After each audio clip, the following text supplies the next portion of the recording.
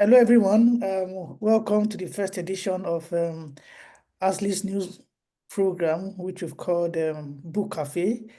Um, at the initial stage, we were wondering what to call the program. Do you call it a book club or book cafe, or what should it really be? But we just felt, well, maybe cafe may be a good word so that it's a kind of in a relaxed atmosphere where you're taking tea or coffee or having lunch, but a very interactive program. So that's why we looked at a book cafe, because when you say book club, it sounds more academic in nature. And that's actually what we want to do. We want to have an interactive session, both now and in subsequent editions. The whole objective is to promote authorship. We want people to be writing books, especially from an African perspective, writing books. We want to promote readership. We also want to promote scholarship also, people actually doing some critical thinking and then putting down their thoughts so that a lot more people can be aware or can read it. And also it kind of forms a chain reaction so that other thoughts too also are generated. Of course, as you all know, books contain ideas, perspectives, visions, foresights, records, experiences as captured by the authors. So what we want to do is to encourage reading and writing, because through that we're able to learn, to share, and of course to grow at the same time. So we're really happy for this inaugural edition, and we're happy to have Ian Kiggundu with us. Thank you Actually, very Ian much is for having me. yeah, thanks. Ian is not new to ASLI, but I'll allow him to tell us a bit more about himself shortly. But he's the author of a book, which I have a copy here. I hope, I don't know if this is my own copy. I don't know, it's a bit dark. So I think you Totally can dark, see. but it's fine. Yeah, yeah. So the title of the book is On the Legal Framework of Orbiting Space Stations and the Privatization of Space Law. I believe this book stems from an earlier research work, but Ian will tell us a bit more about that. Like I said earlier, the style for this program is something interactive. So we want to engage with Ian, but also to engage with one another. So at any point in time, you can just raise your hands if you have any question or comment, or if you prefer to use the chat box, I can read whatever you put up in the chat box.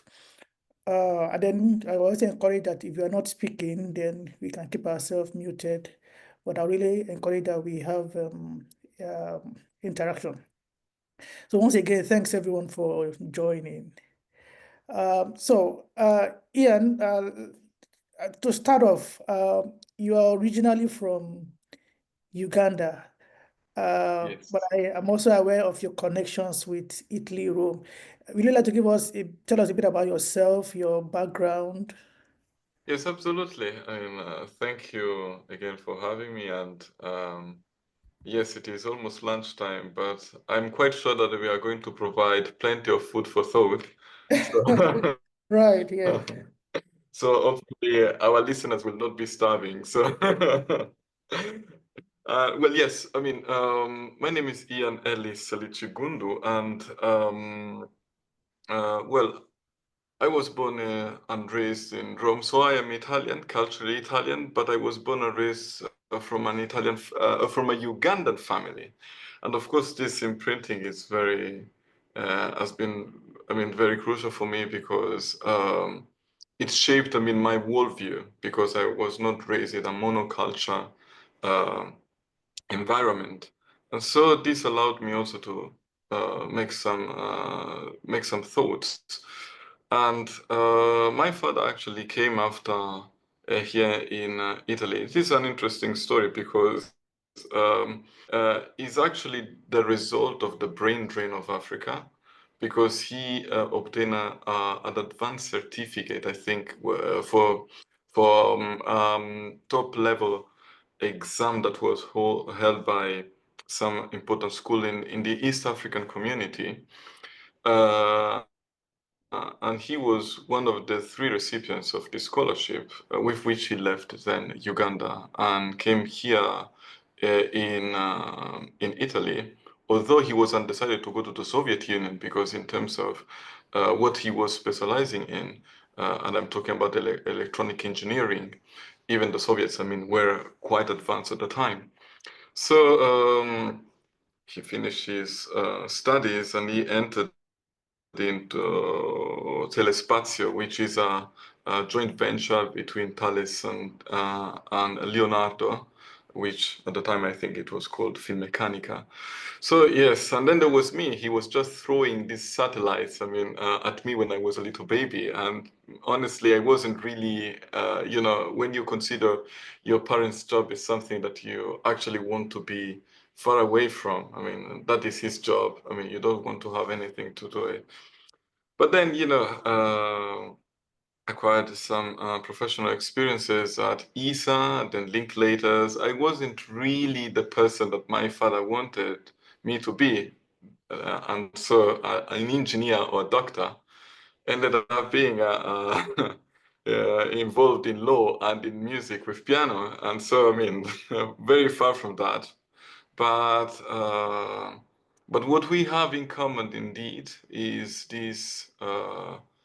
I mean, I am part of a family and of a tradition of people who look at the night sky, stargazers.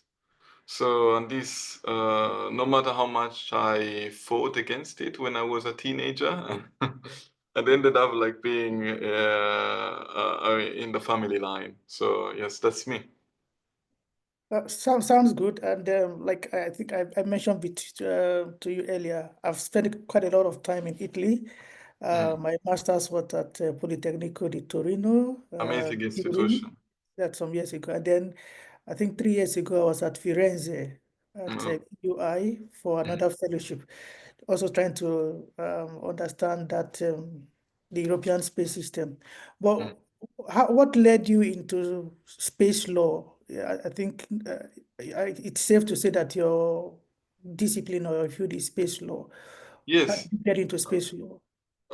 That actually was something that I mean, there are two specific events. I mean, one, I mean, my passion for well, not my let's say my interest in international law, and space law is a branch of international law.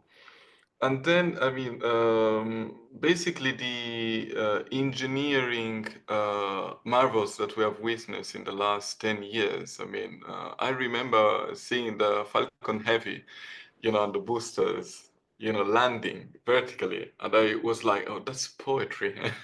And then I was thinking, okay, but what is allowing this company to do all of these things? So, from a legal point of view. So that is when my fascination met my uh, desire to study the subject. And to my surprise, then it's when I realized that there is space law. And just in the last 5 years, for example, there have been many innovations that actually challenged, I mean, some of the norms and regulations that were negotiated in the treaties. And and so, to go deeper into your question, I mean, for example, what pushed me to write this book was exactly this, because at a certain point, I realized that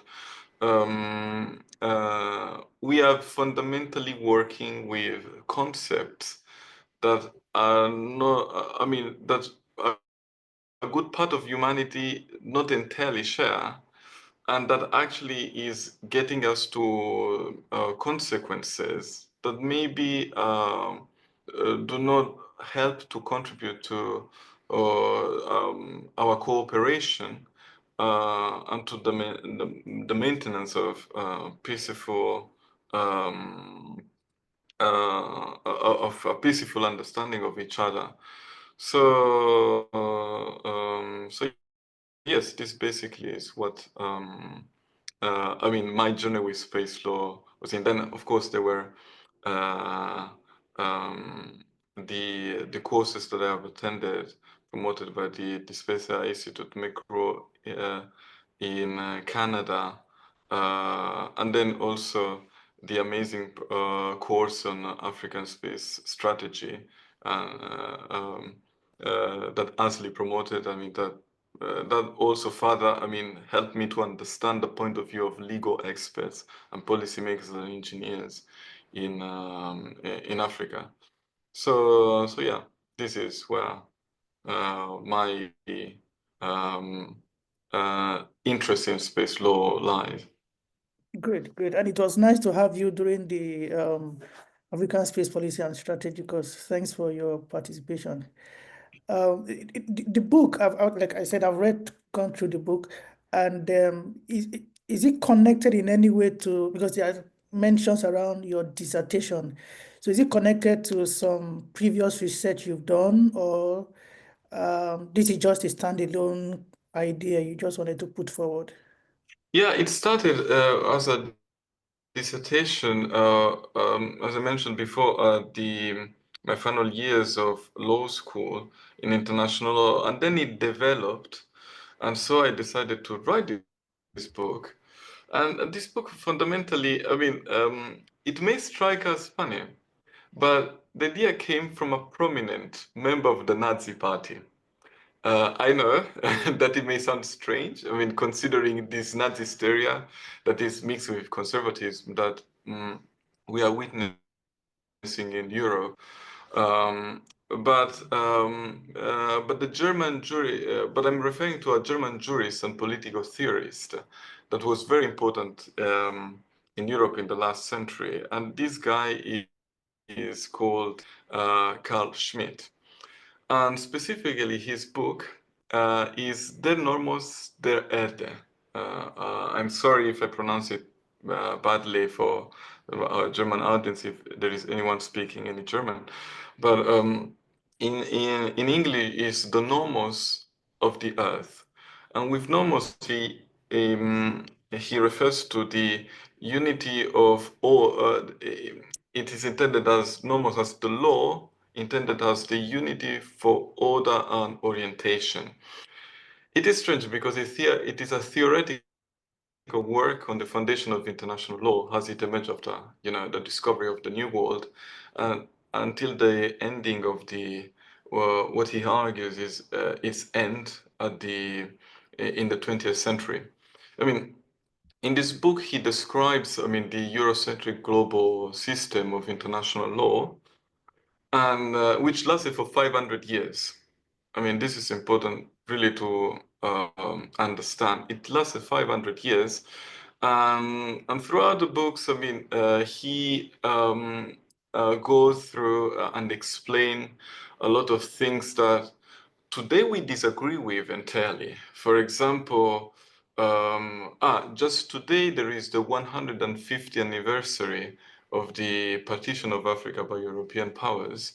But he mentioned extensively about that. And then he always to say the partition of territories.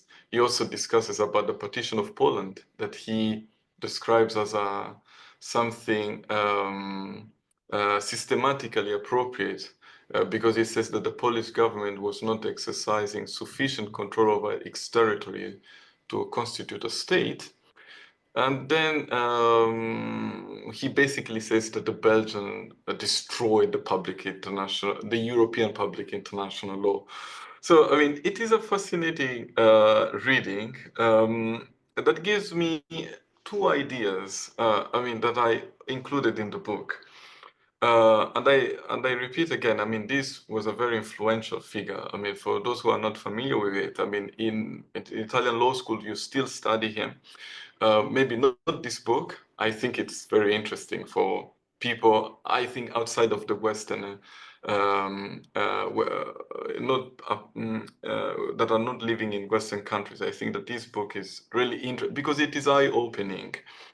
But from his book, I had these two interesting ideas. One is use publicum europaeum, which that is his term, his Latin term that he uses to refer to this international law that lasted for 500 years.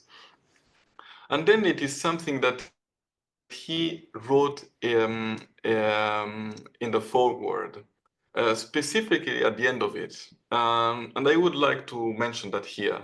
So, and I quote, and I quote, "The traditional Eurocentric order of international law is foundering today, as is the old nomos of the earth.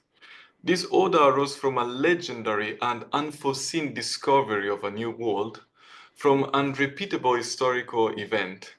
Only in fantastic parallels can one imagine a modern recurrence, such as men on their way to the moon, discovering a new and hitherto unknown planet that could be exploited freely and utilized effectively to relieve their struggles on Earth." End quote. This was written at the University of Berlin in the summer of 1950. And I was shocked, honestly, because, I mean, because in the end he was really forward-looking, and and yes, and he substantially said that what happened before, what happened in the last 500 years, will somehow change if something like we are living today would happen. So, what led me to write this book? I mean, first of all, curiosity. I mean, because I mean, space law is a fascinating subject, um, and I think that needs to be approached with a very well-rounded perspective.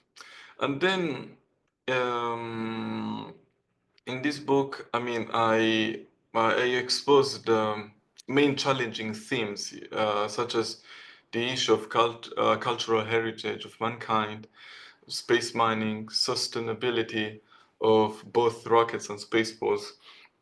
And I try to underline the fact that we are indeed using European concepts that are alone might not be useful for today's world.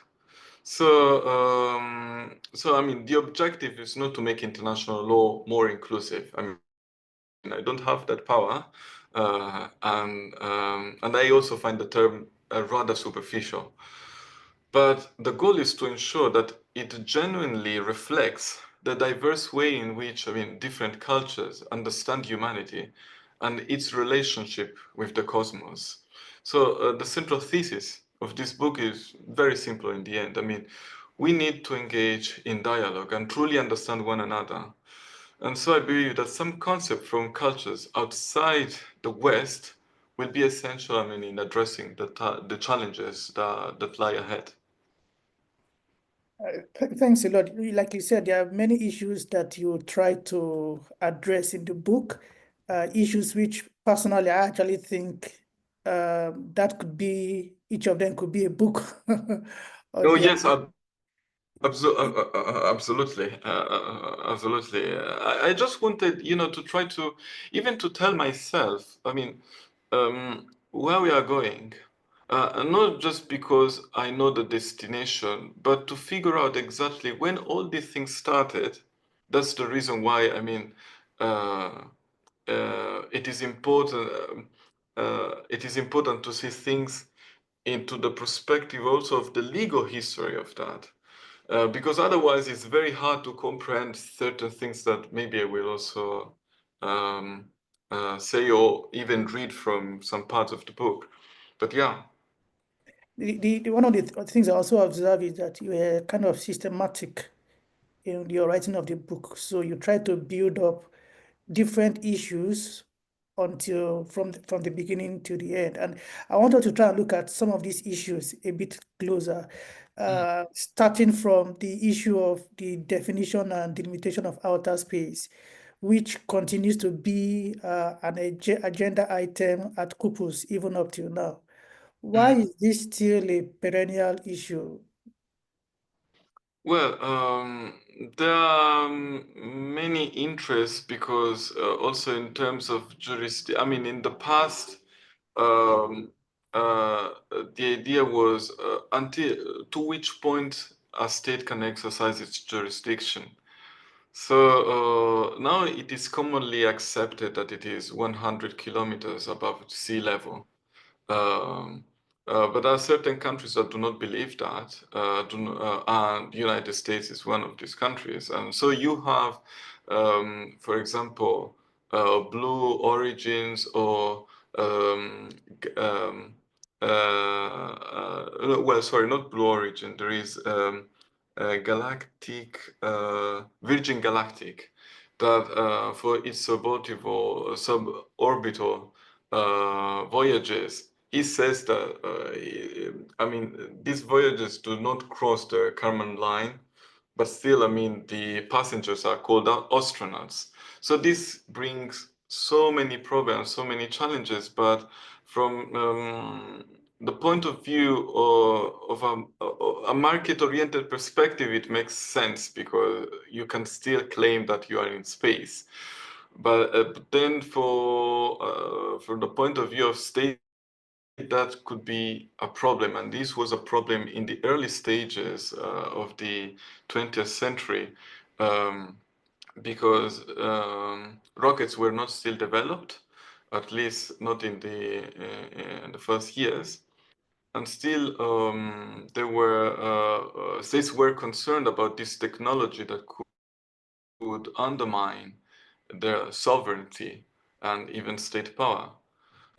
Something that we more or less also see today, because when you have private companies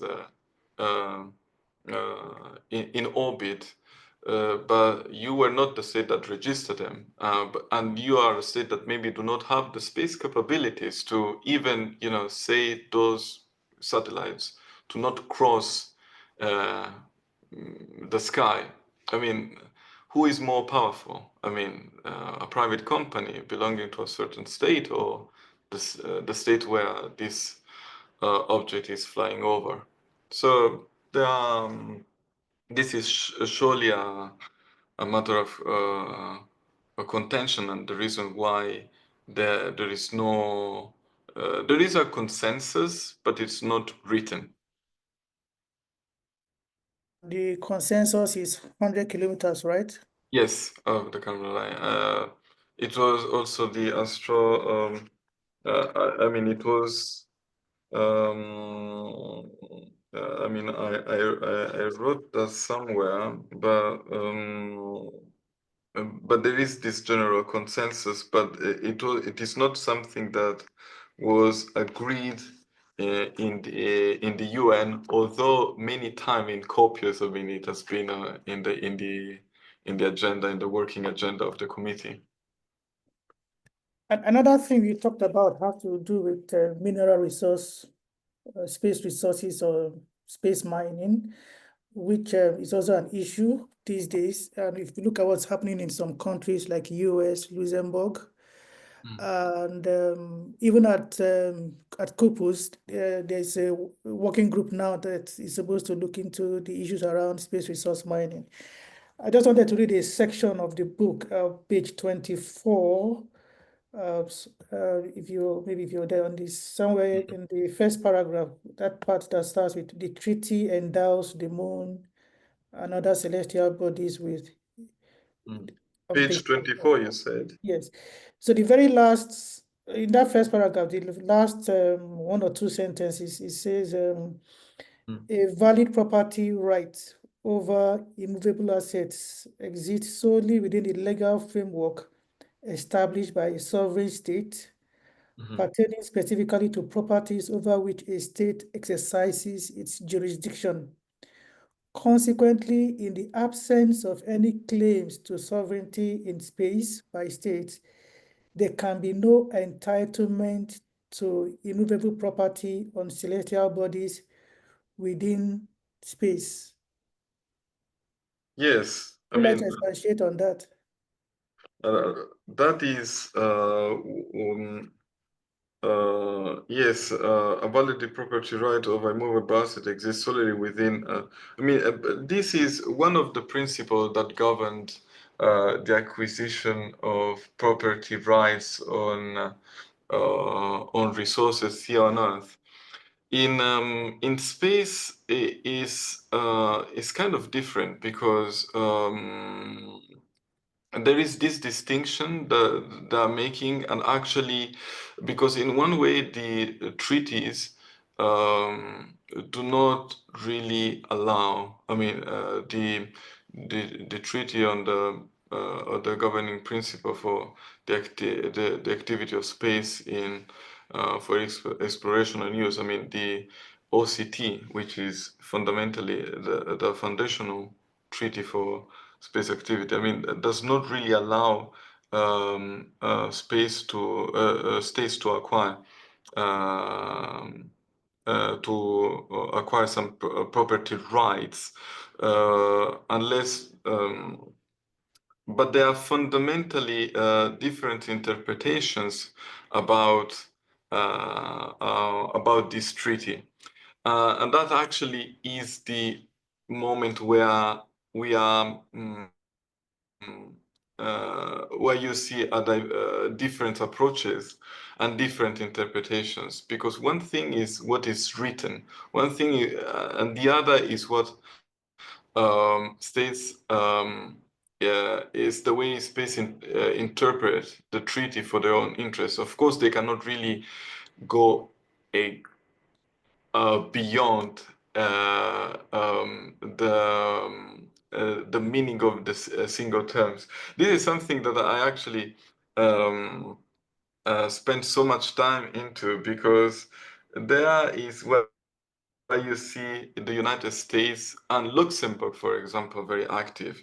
In order to clarify that the point, these lines that you rightfully pointed out, there is another. I suggest you, I mean, or to everyone listening to us, at page 122, because there is exactly this: how can states appropriate space resources?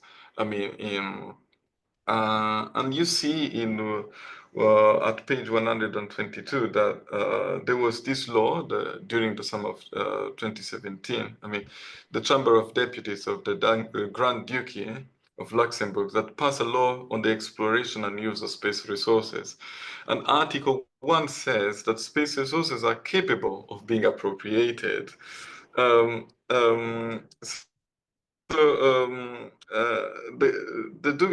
the Grand Duke of Luxembourg, I mean, strongly supported the bold declaration of appropriability of space resources, fundamentally putting an analogy between outer space and the ocean. Fundamentally, it says that since it could be argued that space resources can be considered like shellfish and fish, and therefore they can be intended by nature for the use of all humanity, so they can have an owner. So, I mean, now I put that in a very, I'm sorry, I mean, it's not really a precise way, but just to say that this is what I was referring to when I was saying European legal concepts, because this is fundamentally the analogy that in international law it is made, because it is used sometimes legal concept coming from maritime law, and concept that actually are centuries old, in a time where European powers were dominating. I mean, undefined property rights, using these sort of reasonings that sometimes also do not really have, I think, practical usage. For example, a very much praised Dutch jurist from the 16th century, I think his name is Grotius, but sometimes in his argument, in his writings, he's using also references to Latin, I mean, of the Roman Empire poets, references to justify his claims. So, and that is not really justifiable. And sometimes these sort of reasonings are used also in these, especially in when you talk about space resources, where they're compared to fish or crustaceans. So, and I talked about that extensively. And I think that sometimes these things are not people living outside of Western countries are not fully aware entirely about what really this history is all about. So that's the reason why I try to connect these dots with this line of legal history and also present problems. So yes.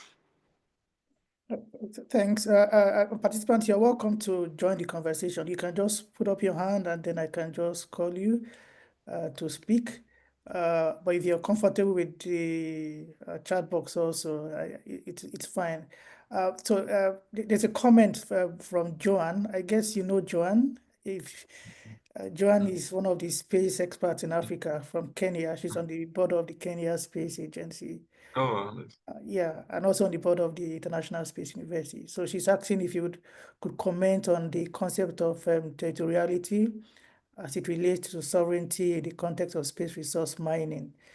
So it's not just only about property rights, but more about territoriality. well, she said And yeah, I'm it's not. in the chat box. I don't see anything in the chat box. Oh, okay.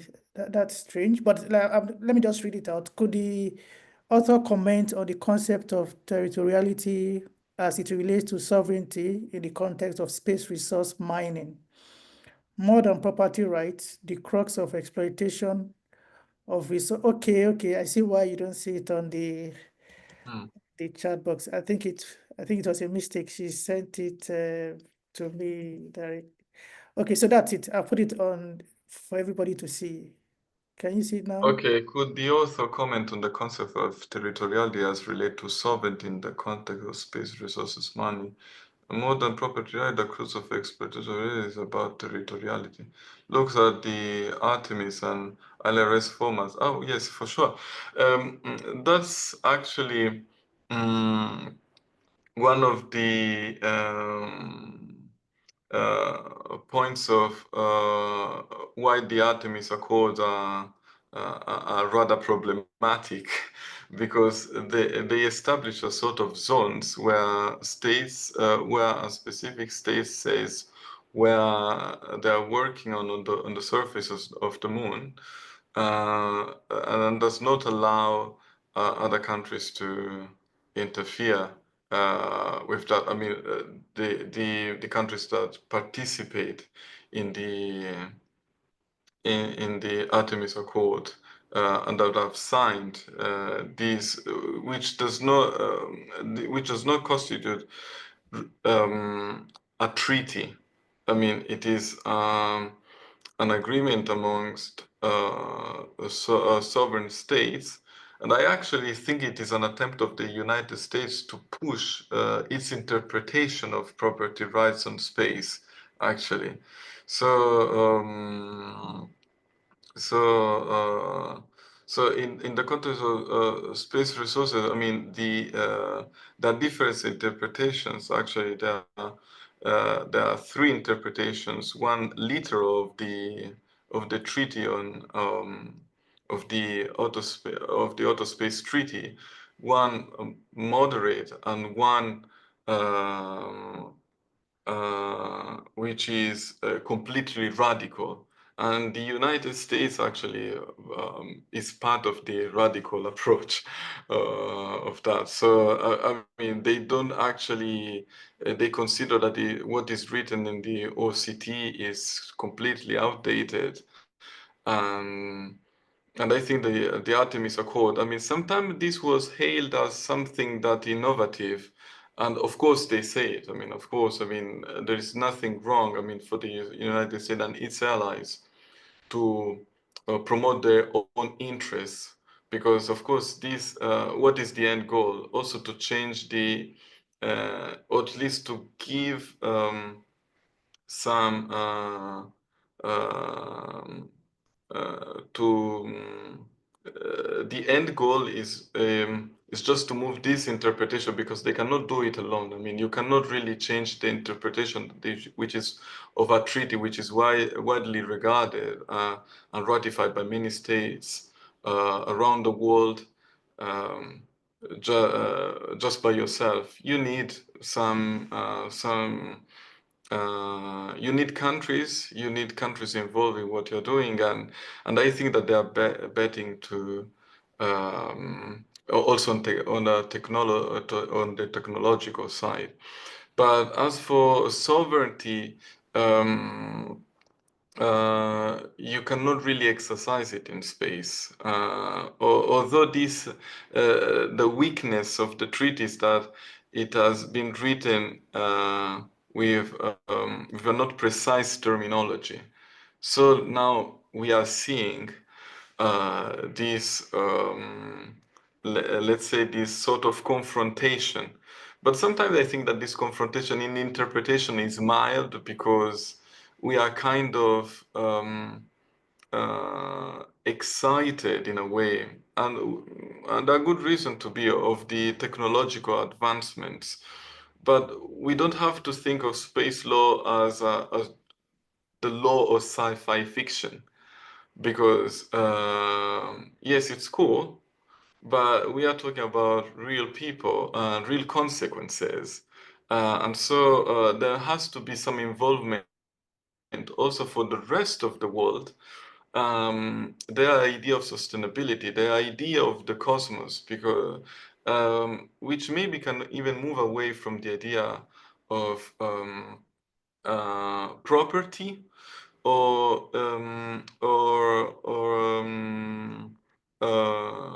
the idea of the market-oriented idea, very popular in the West. I mean, it is dominated by logics that are based on the individual. For example, even in Africa, I mean, the chart of the human rights.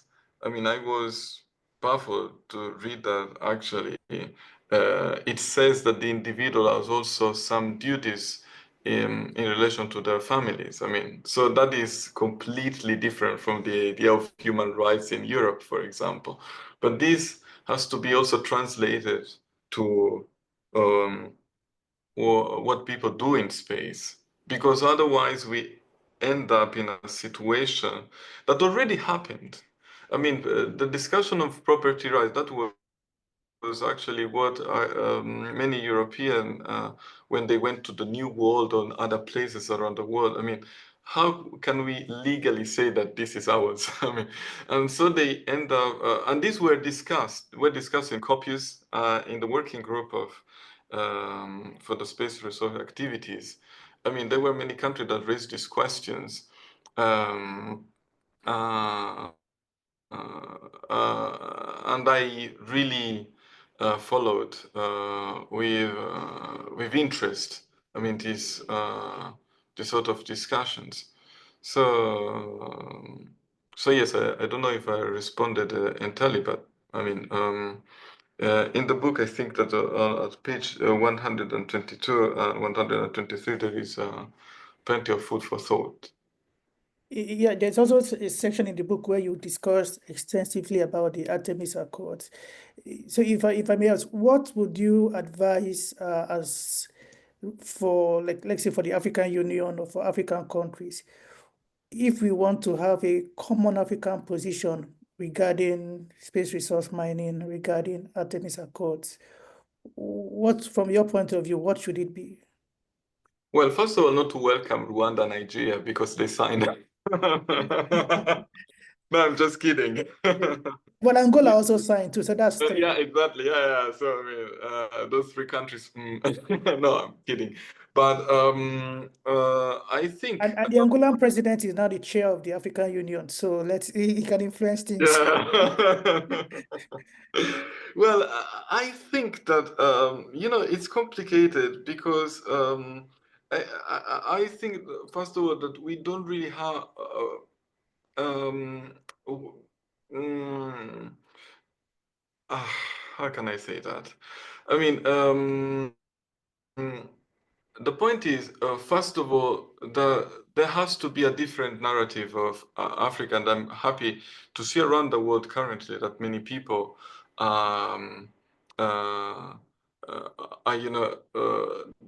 this is a positive conversation, and there is a lot of effort to give to African countries a different narrative, because this is, in the end, is also a matter of power.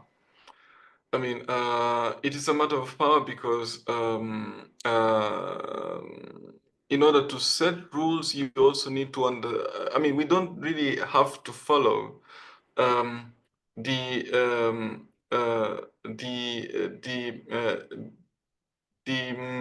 let's say the cultural horizon, the cultural landscape, because of people, not just of America, Europe, or even China, but we need really to understand, I mean, this concept we are working on, instead of accepting them passively. I think that in this regard, China has done a lot of interesting things, for example, also in legal terms, because they stressed us so much. They said, okay, we are developing our legal system, but with Chinese characteristics. When it comes to Africa, you have countries that have inherited the legal structures that the Europeans set in place. Of course, there are countries that have been more sophisticated, but I think that there has to be some sort of understanding in also challenging this concept, because some of them are outdated, and some of them European themselves are not following them anymore, or even America. Although America is different because, of course, it talks from a position of power. So I think that there has to be, what I would suggest is a moderate approach, first of all. I mean, just to understand, I mean, the situation we are in, because we don't want to end up, for example, like Ukraine, because for me, that was not a very good strategy, what they had, because I think that that country has so much, could have received more understanding from countries such as Africa and India. And for us, I think that countries like India and China has to be, good in terms of concepts and understanding. Especially China, it has been very sophisticated. I mean, the Chinese are not really authoritarian; they are really knowledgeable, and they really understood Western concept, that they're using them also with their culture, and that is how they're progressing. And in the view of some Western commentators, they're also challenging them, because of course they know them really very much, more than some Western countries know China. So I mean, and we have, I think, as the African Union has to do that as well. Thanks. Natasha, you want to say something? See your hand up.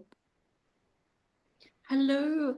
Hi there, Mr. Kiggundu. Nice to meet you here finally. My pleasure. And team, thank you so much for having this platform. I love hearing about authors, I said, that are really contributing to an African narrative as well, and unpacking that. It's so essential to be able to have these types of resources available. So it just has spin-off effects on so many other topics that we need to be chatting about. Mr. Kiggundu, I don't know where to begin. I have so many questions. But Faith already asked a great question about, about the sort of resources and that as well. I think what my sort of theme question, the theme it goes around is really about sort of the increasing involvement of privatization of space, and the balance then with public interest.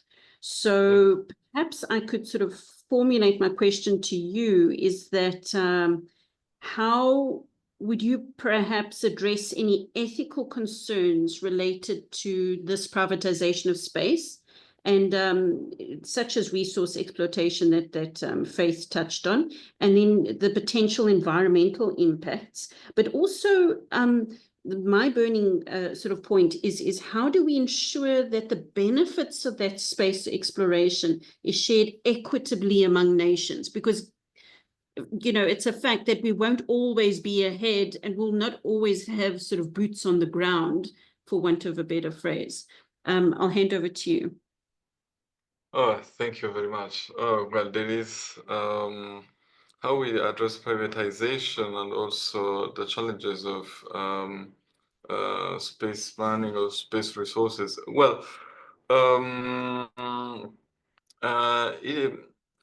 first of all, I mean, there has to be a major involvement of the states, let's say in the global south. I hate this term, but there has to be a major involvement, but also in terms of cultural involvement. I mean, I started saying that I started with Carl Schmitt, and this man has really some of his books are really fascinating. I mean, there is a lot really to learn. But we have to understand, we have to start from there. And then without just copying what actually American academia is just throwing out. I mean, I think that there has to be some a critical and practical a conversation about this, and not just a conversation but also application. I mean, okay, I'm talking about all these things, but what I envision basically is that considering also Africa as it is positioned in the world, there has to be somewhere, maybe in the equator, of course, I mean, a spaceport. That's the reason why I've written extensively about how the spaceport legislation in the United States, in France, I mean, how the European Space Agency is using in Guyana Space Center, and Baikonur, which is interesting how Russia and Kazakhstan worked together in order to let this cooperation work. And all of this could serve as a blueprint for most African countries, you know, to sit together and try to understand how to realize that. And then there is another factor, very important, that in Europe they're talking about that so much, but and I don't know how it's fully understood in Africa, is the demographic. I mean, Africa will have the biggest and youngest workforce in the next decades. So this means that potentially there is a lot that can be done. So Europe is struggling, and that's, I think, part of the reason why today you see a very weak Europe, because you start a war if you have people to send to war. It's bad to say, but that is how how wars are done. But if you don't have, if your population is aging, of course, not many people would be willing to, you know, take up arms and, you know, go to wage war. Now, I'm not suggesting that Africans has to get ready to war. I'm not always peaceful relation, but the central point is that if you don't have a spaceport, you cannot even support a space ecosystem where you have private companies, you know, getting access to the facility. Just consider China. China, I think it is a very interesting. I think that there is also a smear campaign towards them. But first of all, they have enacted a Chinese civil code. One of its article is very interesting because it's related to sustainability, and some Chinese legal scholars think that that could serve as a gap for any gap in environmental law or in in the Chinese legal system. So of course this has to do with privates, but just imagine, I mean, having in the civil code something like that, and it took them 3 decades, I think, to work on that. So and look at the space ecosystem of the Chinese. I mean, we are familiar with SpaceX Blue Origin, but we should also know land space, ice space, galactic energy, Nayuta Space. I mean, there are a lot of startups, and BYD and all Huawei all started in this fashion. And I think that from this point of view, the Chinese state is far more entrepreneurial, even more than Europe, which is we are in a situation where we don't really have a launcher. Yes, there is the Ariane 6, but doesn't really launch as frequently as Falcon 9 rockets. And China has tons of startups that are developing Falcon 9 vertical landing capabilities. So, and they are about to debut 8 of them this year. So, I mean, it is also there, I think it is very interesting to see. I mean, the cooperation between some African countries, like South Africa, which is also the original member of the BRICS, I mean, and actually partner of the ILRS program led by China. So thank you, Mr. Kiggundu. Just to summarize quickly, would you say it's fair to say then that we as Africa, sort of a collective, when focusing on national priorities, we should actually be focusing on sovereign, when we focus on sovereign capability and capacity equally, we should see ourselves as a galactic sort of ecosystem rather than a continental ecosystem. Yeah, not a recipient of the technological advancements of others. I mean, these things can be done. I mean, and I feel personally that is something that, first of all, I felt participating at the ASLI. I had really the opportunity to meet people that are extremely competitive and extremely knowledgeable, and even at the World Space Forum, I met many representatives from the Canadian Space Agency and from other African countries, and the ingenuity there is incredible. So, and we are in a point where even Italy or Europe, it's a very strange moment, because there is not really there is a lot of planning. It has received a lot of money from the European Union, but still we are kind of blocked. And we have 2 giants. I mean, the United States and China, which is progressing very fast. I mean, those guys have put a rover in Mars at the first attempt. So it's remarkable. Thank you very much. Thank you, team. Thank you very much for your question, really. Thank you. On the issue of spaceports, I know you really dealt with it extensively in the book, and you talked about the issue of regulation of spaceports. Yes. If you look at the African situation, where a couple of, like you mentioned, that spaceports are very important for the ecosystem to kind of thrive.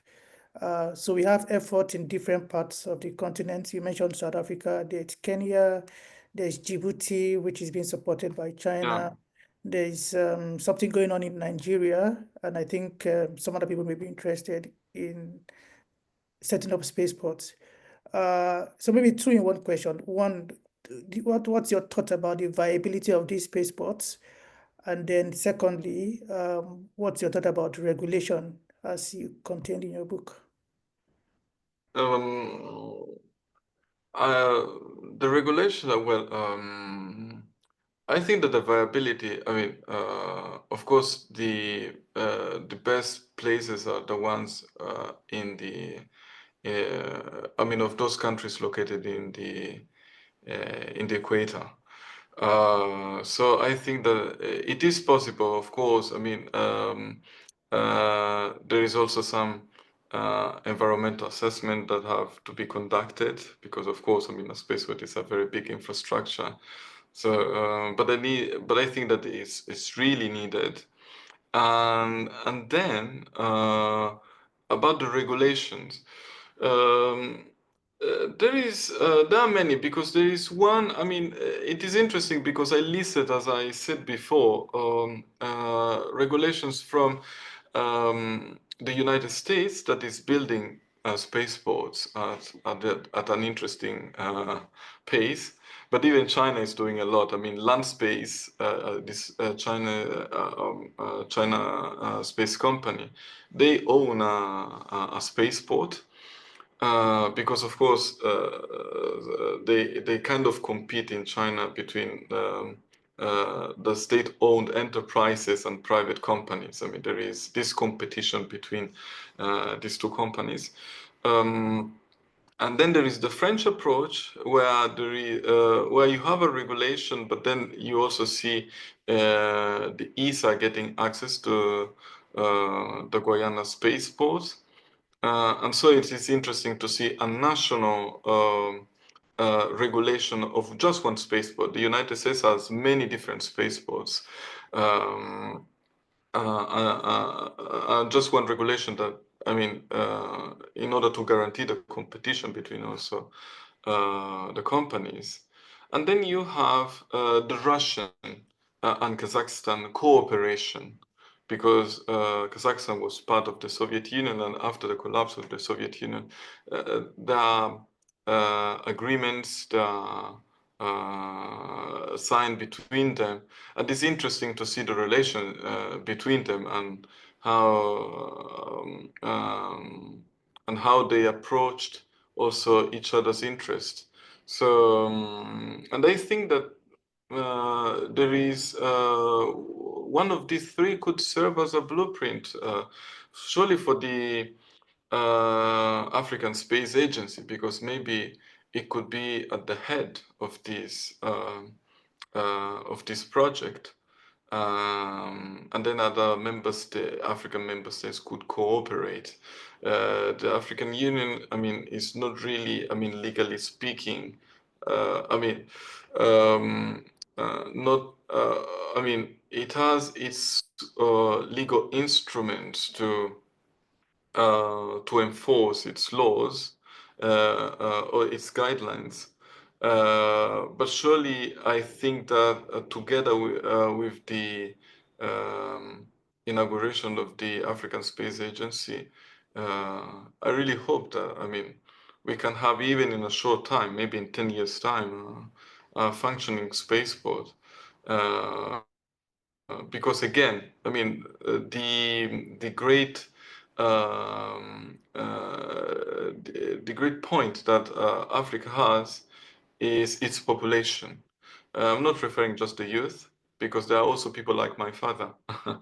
There is a diaspora outside of Africa. I mean, there are many people that with knowledge, apart from the people living on the continent. So there is a lot to gain out of it.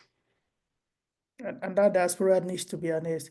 So there are a couple of other things you discuss in the book. We may not have much time to go into them. You talked about mega There is a constellations lot. and, and how they affect astronomy. You talked about space warfare, cybersecurity, privatization of space. And of course, a substantive part has to do with the International Space Station, which is, of course, where the title of the book comes from. And maybe I should just ask one question related to that because of time.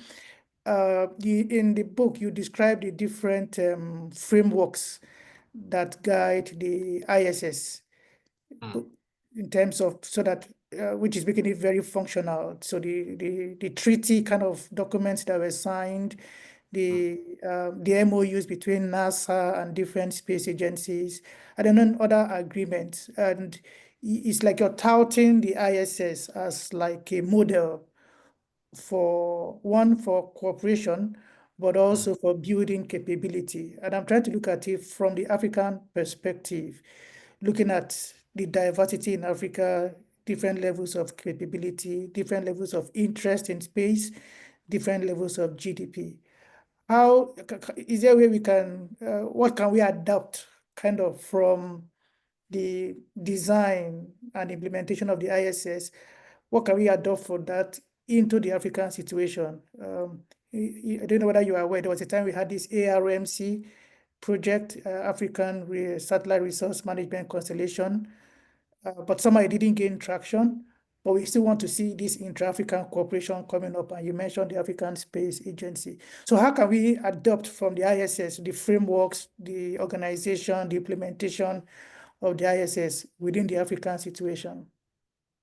Well, I think that first of all, I mean, the whole point of the book is to really see things through, not using just the concepts from outside, and to see also the challenges that certain things that we see outside, I mean, faced. I mean, for example, today, I mean, we are living in an era where, I mean, we have two space stations orbiting the Earth. I mean, so, I mean, we have the International Space Station and Tiangong Space Station. So, and for example, very little is known that before the ISS, there was this program of the Freedom Program. I mean, in the 80s, where fundamentally the United States wanted to build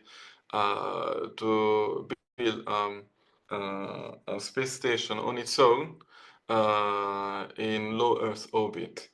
And this, of course, because of budget constraints, did not happen. And that's why, I mean, at the first stage, it asked the help of its allies, Japan, Canada, the European, the ESA. But then still, I mean, putting all these things together still had as a consequence a huge amount of money. So that's when Russia came into play.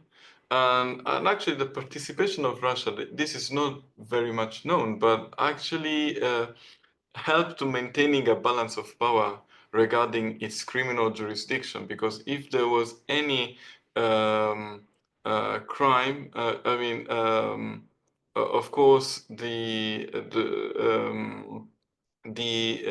United States could bring back on Earth, because of course there was just one vehicle, just one rocket, and I mean, just the United States had the capabilities to bring in orbit and down on Earth the personnel, even criminals, let's say. So this is a point that Russia did not like, because they had capabilities to send humans in orbit and to send them back. And so this actually maintained a sort of balance of power. And this was also part of the negotiation of the Russian negotiators together with the Americans. And all of this is fascinating. So from an African perspective, of course, the ISS is indeed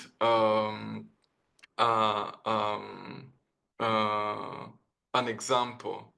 But I think that we are witnessing now also with AI, I think that there will be a progress in technology. So when we eventually deorbit the ISS, I think that there would be private or governmental space stations.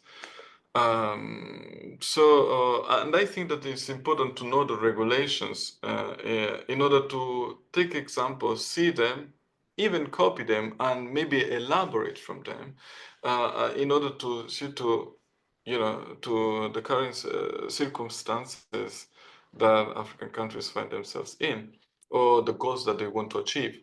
But I think that this still has to be pursued. All of this has to be pursued with having in mind power. It's bad to say, but it's not bad, because it doesn't mean that you want to attack people, but it means that you have to gain something, because otherwise, I mean, there is no way you can, without a good narrative and the idea of even doing it for the betterment of the population in Africa. I mean, this has to be a sort of powerful move, because that is what pushes people to initiate. I mean, that sort of ambition that that is not just related to engineering endeavors, but also from the legal point of view, and therefore understanding and trying to, well, not trying to, but and set forth, I mean, your interests and also your concept. Because in Africa, we have also a lot of population that depends, the knowledge system depends on the night sky. Um, Traditions, oral traditions that depend, even maybe without it, I don't know, maybe my father would not have looked at the sky, and maybe I wouldn't be here talking with you. So I think that the ISS is an interesting example, but I also do consider very important the effort of the Chinese, which are operating a space station alone. So yeah. Maybe one last question, and that's the one in the chat box from Faith. Absolutely. Yeah, and so she referred to the chapter 3 of the book, where you Okay. talked about privatization of space. So the question, I'll just go straight to the question. She says, with the privatization of space, how long would it take to update the current legal regime? And what are the challenges towards uptake? Well, I think that that in the for sure something will change in the next 30 years. I'm quite sure about that. And what it takes is the awareness, because now we are. I'm sorry to insist always in this, because there is no lead mechanism. I mean, you cannot really change treaties unless there is a sort of conference, but that is in order to bring all states to negotiate again.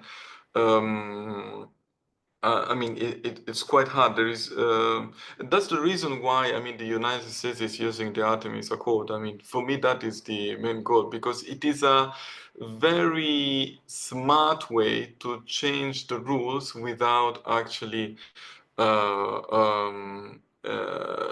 changing the interpretation, but not the treaty itself. Uh, I say that it is hailed as something for all humanity, but this is just advancing the interests of a small group of people. Sorry, not group of people, small group of states. Um, uh, and that doesn't compare, for example, with the OECD, which has been approved by so many states, I think 193. So yes, there is no immediate course of action apart from pushing the negotiators, for example, in the working group for the space resource, space resource in Copius and in the legal committee, for example, in negotiate better, because we don't know if the outcome will be in 4 years. It started last year, so the next 4 years maybe we will have a treaty or some recommendation. I don't really know, but the goal is to stress the importance of. I mean, we are not indigenous population or natives or something. I mean, we have the same legal standing, and we have to push our interests, of course, also from our ideas and concept, ideologies of the environment on Earth and beyond. So there are the forums.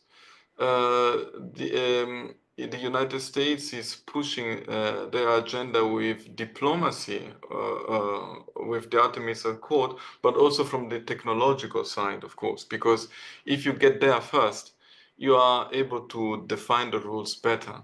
But not everyone is happy. I mean, different communities on Earth have produced men, different ways to be men and women on the planet, and they deserve um, their say. But of course, I mean, it is also important for these men and women to adopt their point of view and see things from their perspective. I'm not saying that this is not happening. I read a lot of papers in Europe and outside talking about these things, but of course this has to be translated in strategy, in policy, laws, and even in academia. And we are still, and we are still working with Western concept. But I hope that this is questioned more. I also wrote in the conclusions, also to respond to you, that there are actually some possible solutions, like an authority for space activities, or maybe an increased involvement of each of every state on the planet, and then there was another important thing, but I'm forgetting, unfortunately. But yes, an increased cooperation with being open-minded, being open-eyed, and welcoming all sort of concepts, because even some African concept can contribute to the betterment of all humanity. Thanks a lot, Ian. Your book on the legal framework of orbiting space stations and the privatization of space law. Thanks a lot. Are you working on another book? Yes, I'm keeping track of because there's so many changes happening. So I mean, and that actually was the main challenge in writing this book, because companies, academias, research centers, they were just throwing new things, and it was very hard to keep the pace of all these challenges. But yes, hopefully at the end of this year or next year, for sure. Do you want to give us an idea of what you're working on? Not yet. But surely I will let you know. Oh, I just hope really that I can. I mean, this book can. I mean, there are many people that are far more experienced, that are really into the subject, that can really say a lot. My goal was to give my point of view. And I think that not only ChatGPT needs to be trained, even human intelligence. I mean, we need to also to use our brains, even to say no, we don't like this, or maybe this is not right, or maybe to envision a different future, or maybe to make it even more beautiful for everyone. So. And I hope that, I mean, it is a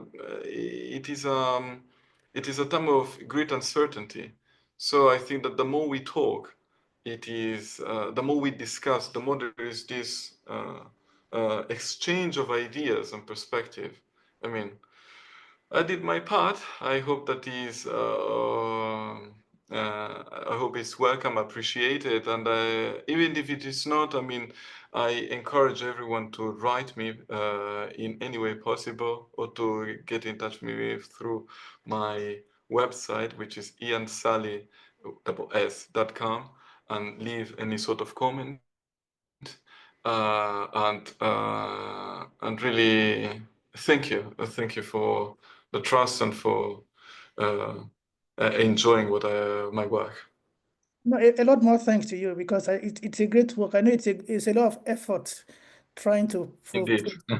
I myself, I started writing a book. I was trying to write a book about how the African space program was framed, actually, right from around 2010 when the whole idea came to the African Union. But I Yeah. just kind of paused at the time because I had ASLI came up, other things came up, so I just had to now attend to that. Hopefully, I'll pick that up. But I think it's a very good encouragement because we need more people to write. Yeah, no ChatGPT. Yeah, yeah. We need more African perspectives. We need more African knowledge, indigenous knowledge, not only for Africans, but also to push it out there.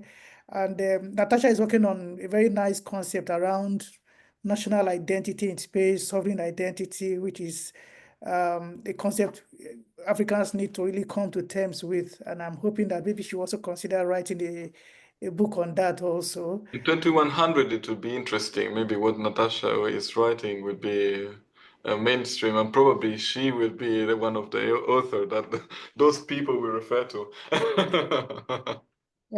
Thanks again. Thanks so much, Ian, My and thanks pleasure. everyone for Thank you for participating in hosting me. the discussion.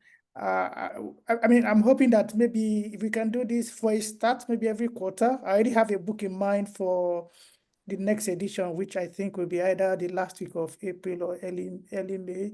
And then we start with every quarter, and then maybe we'll see whether we can get more. If there are new changes, because I mean, and I'm sure there will be a lot of changes. So not in the book, I mean in the in terms of in the space industry, because Right. it's running so fast. It's running so Yeah. Well, thanks so much. Thanks so much for the discussion. And if you've not picked the book, I think it would be nice to pick it up and read. It's really very educative, covers a very wide scope, and you did quite a lot of research trying to get down to maybe you went through some original documents, original papers. That's quite a lot you did. So Tons of thank you them. so I read all of them. It was also quite rather expensive, but definitely worth it. Right. How long did it take you to put the book together? 2 years. 2 years. Yeah, 2 years. Oh, okay, that's great. That's fair because I mean, writing the book could take it, depending on what kind of book one is writing, it can take a lot more than that. Yeah, 2 years. I mean, it has been a lot, but it Right, has been a very fantastic journey indeed. right. That's great. Oh, thanks again. Thanks everyone, and just watch out for announcement about the next edition. Thank you. Have a good rest of the day. Thank you, Tim. Bye. Bye, Bye. everyone.